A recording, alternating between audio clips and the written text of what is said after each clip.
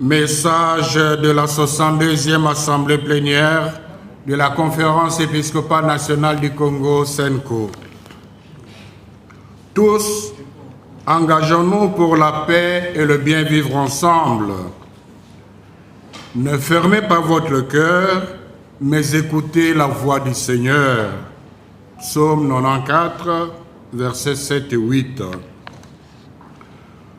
En cette année du jubilé de l'espérance, nous, cardinal, archevêques et évêques, membres de la Conférence épiscopale nationale du Congo, CENCO, sommes réunis en notre 62e Assemblée plénière ordinaire à Kinshasa du 12 au 15 mai 2025. Préoccupés par la crise multiforme qui perdure dans notre pays, nous avons approfondi notre réflexion sur l'initiative du Pacte social pour la paix et le bien vivre ensemble en République démocratique du Congo et dans la région des Grands Lacs, initiative que nous portons avec l'Église du Christ au Congo, l'ECC. Mus par notre sollicitude pastorale, nous invitons les uns et les autres à adhérer à ces processus pour sauver notre chère nation. Constat.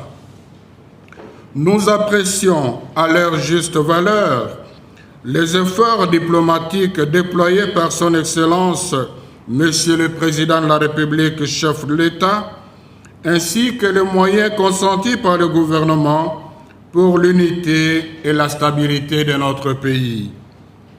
Nous reconnaissons le bien fondé et la valeur des différents pourparlers internationaux menés dans l'objectif de ramener la paix en RDC et dans la région des Grands Lacs. Cependant, nous sommes préoccupés du fait que cette crise ne fait que s'accentuer à la grande désolation du peuple congolais. Au plan sécuritaire, la guerre et les conflits intercommunautaires commencés depuis plusieurs années, qui endeuillent régulièrement la RDC et ensanglantent la région des Grands Lacs, connaissent une extension qui menace gravement l'intégrité territoriale et l'unité nationale. Nous déplorons la perte des milliers de vies humaines, des cas de viol et de déplacements massifs de populations. Aussi, condamnons-nous sévèrement leurs auteurs. Au plan politique, au moment où le pays a plus que besoin d'être uni et de renforcer la cohésion nationale, nous assistons à une grande crispation du climat politique. Les consultations pour la formation d'un gouvernement d'union nationale avec pour objectif la décrispation du climat politique sont faites dans un environnement difficile ne permettant pas d'atteindre les résultats escomptés. À l'instar de beaucoup de nos compatriotes, nous sommes très circonspects sur les négociations et les partenariats relatifs à l'exploitation de nos ressources naturelles, en particulier des minerais stratégiques. En effet, nous devons nous assurer que les activités minières conduisent au développement intégral de chaque Congolais et de tout le pays. Au plan de justice et de droits humains, malgré les interpellations du chef de l'État relatives au fonctionnement du système judiciaire et la tenue des États généraux de la justice, celle-ci continue à être manipulée par les plus forts. En plus, les scandales étalés au grand jour dans le traitement des contentieux électoraux sont malheureusement restés impunis jusqu'à présent.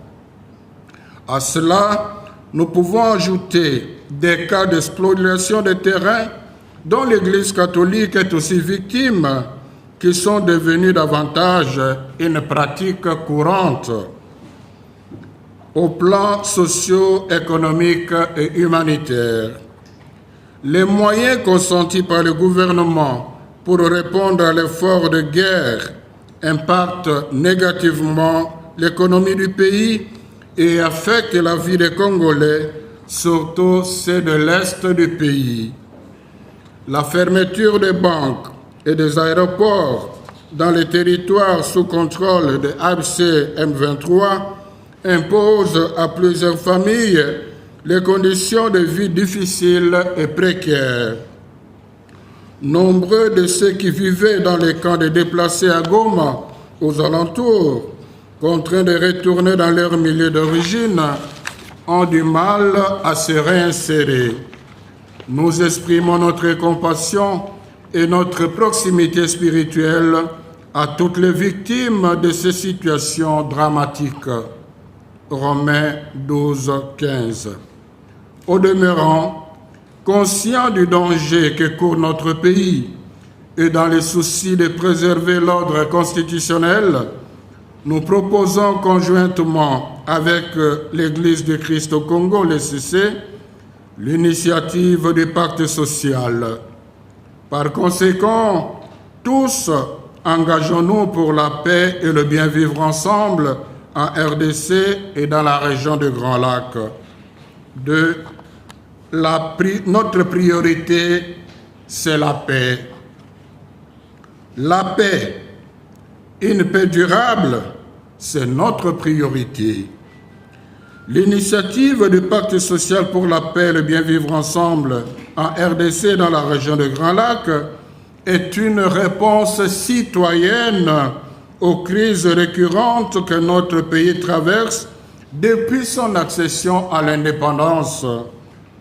C'est un processus de paix qui a pour vocation de mobiliser le peuple congolais afin de combattre tout ce qui entrave son développement et son bien-être intégral.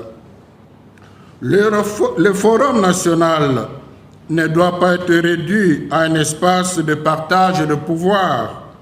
Il s'agit d'abord de relier notre histoire commune avec l'aide des experts scientifiques et des savants congolais en vue de dégager les causes profondes des crises récurrentes. Bien plus, ce travail scientifique permettra d'identifier les raisons pour lesquelles les dialogues passés n'ont pas pu y mettre fin et surtout de proposer aux gouvernants les politiques publiques en vue du redressement rapide de notre pays. Ensuite, les résultats des ateliers scientifiques serviront de socle du Forum du consensus national dont le contenu n'est pas préétabli. Celui-ci émanera des échanges autour des préoccupations des parties prenantes, toutes tendances confondues. Pour nous, ce rendez-vous devra se tenir dans un esprit de fraternité et de tolérance pour aboutir à une vraie réconciliation. Enfin, forte de ce consensus national que nous appelons pacte social, la nation, réconciliée avec elle-même sous le leadership du chef de l'État, pourra ainsi négocier la tenue d'une conférence internationale pour la paix dans la région de Grand Lac. Au terme, ce pacte aura l'avantage de préserver l'ordre constitutionnel menacé aujourd'hui et susceptible d'être balayé si la crise s'amplifie. En plus, il consacrera le bien vivre ensemble dans notre pays et dans la région de Grand Lac. C'est pourquoi ne formons pas notre cœur, mais écoutons la voix du Seigneur. 3. Recommandations. Comme le dit le pape Léon XIV, ce sont ceux qui sèment la paix qui passeront à la postérité, pas ceux qui font des victimes. C'est pourquoi nous recommandons au Président de la République de faire confiance à vos pères spirituels en facilitant la mise en œuvre de cette initiative. L'histoire retiendra que c'est sous votre impulsion que les Congolais sont parvenus à un consensus sur une meilleure gouvernance du pays. Aux acteurs politiques de mettre de côté vos luttes pour la conquête ou la conservation du pouvoir afin de réfléchir objectivement sur un projet de société qui va ramener la paix et fonder le bien vivre ensemble entre les Congolais. Nous vous encourageons à développer le dialogue comme mode de résolution des conflits.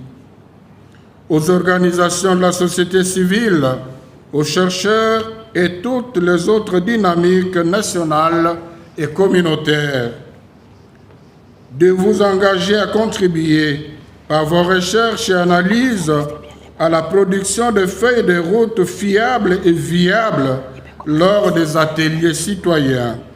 Il s'agit de mettre à la disposition de la nation les fruits de vos expertises. Au peuple congolais de nous approprier cette initiative en demeurant vigilants, sans nous laisser manipuler par ceux qui militent pour leurs intérêts personnels au détriment de la nation. À vous, nos frères et sœurs du Nord Kivu, Sud Kivu et de l'Ituri, de ne pas perdre l'espérance de retrouver l'intégrité de notre pays et de vivre le respect de la dignité humaine. Nos prières vous accompagnent. À la communauté internationale, retirez vos mains de la RDC et n'est pas une mine à exploiter ni une terre à dévaliser. Vous avez compris, c'est le pape François que nous citons. Nous reconnaissons que les biens de la terre ont une destination universelle, mais la priorité revient aux Congolais à qui Dieu les a confiés. Conclusion. Heureux les artisans de paix. Cette paix et son corollaire, le bien vivre ensemble, sont aujourd'hui une urgence vitale. Ainsi, en cette année sainte 2025 du jubilé de l'espérance qui ne déçoit pas, mettons-nous sans délai au travail pour l'avènement de la paix dans notre pays. Nous sommes rassurés par l'accompagnement du nouveau pontife romain, le pape Léon XIV, qui dit « Le Saint-Siège est disponible pour que les ennemis se rencontrent et se regardent dans les yeux, pour que les peuples retrouvent l'espérance et la dignité qui leur reviennent, la dignité de la paix. » C'est son discours d'avant-hier. Si le Seigneur ne bâtit la maison, les bâtisseurs travaillent en vain.